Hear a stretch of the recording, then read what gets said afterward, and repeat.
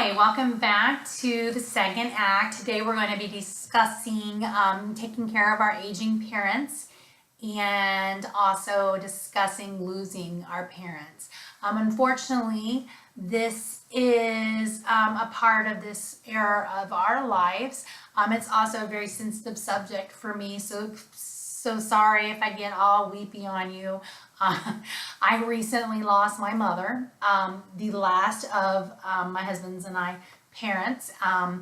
My mother died in May, and my father died in 2013 in December, and my mother-in-law died in September of 2012. So we have essentially lost all of our parents and within 4 years, and we kind of feel like adult orphans now, if that's even a thing. So it is a big adjustment period for us right now. But the thing that I really wanted to say, the number one thing that is most important here, that if you don't get anything out of this, I want you to get this. If you are fortunate enough to have one or both your parents in your life, spend as much time as possible. Get in the picture. Don't be the person behind the camera. Get in the picture. Take selfies, whatever you need to do. You need these things. Your parents need these things. These are important things that you'll never get back if they're gone. My mom drove me crazy every day, but what I wouldn't give to just pick up the phone right now and call her and just hear her being weird or whatever. But those are just my words of wisdom to you. You'll never regret any time that you got to spend with them. You know, try not to let that go. It's important. Two, managing their care. The big thing about that is you need to be their advocate.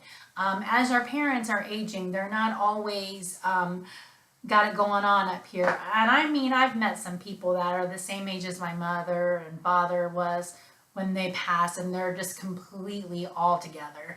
So I understand that some of them are not going through the same things as others, but you know, be realistic, okay? Your parents were there for you when you were born. They made sure you had everything that you needed to have. So this time it's your turn to make sure they have everything they need, okay? So be a good advocate for them. Then one of the things that I'm going to give you advice is if they do get sick, or even before they get sick, take really good notes, I kept this book with me, not this particular one, but I kept my notebook with me to write notes in, to you know, what I needed to do, medication changes, anything that I needed to know was written down every time. Another good thing to do is record the conversations with your doctor. If they are facing an illness, one of the things they're going to do is they're going to send you to a million doctors.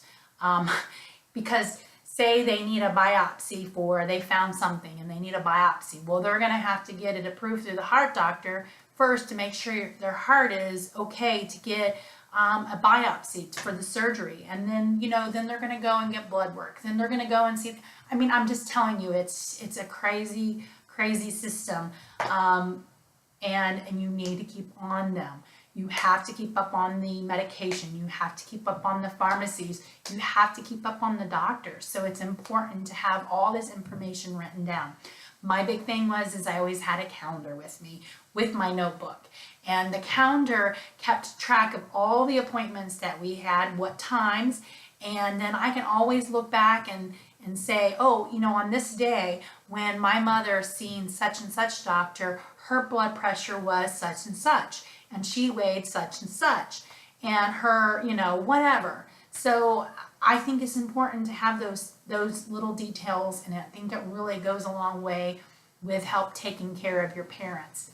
Now, some of you don't have to actually have the burden, and I wouldn't say it's a burden, but it is kind of a burden to take care of your parents. Maybe your parents did a better job of getting prepared for this. If you can get them to get prepared for anything that may happen, then go for it. The less that's on your shoulders, the better it's going to be for you physically and mentally, and I mean that in the most sincere way. It is a very, very challenging time. So I think so taking good notes, being a good advocate, spending as much time with them as you can, those are important things.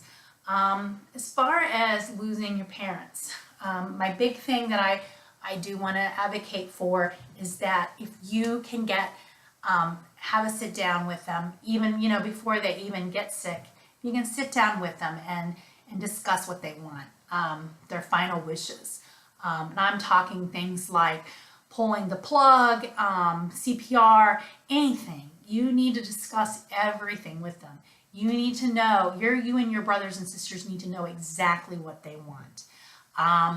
It's always good to pick one of you to be the medical advocate. I was always my mom and dad's power of attorney for their medical, and my brother was their power of attorney for financial stuff.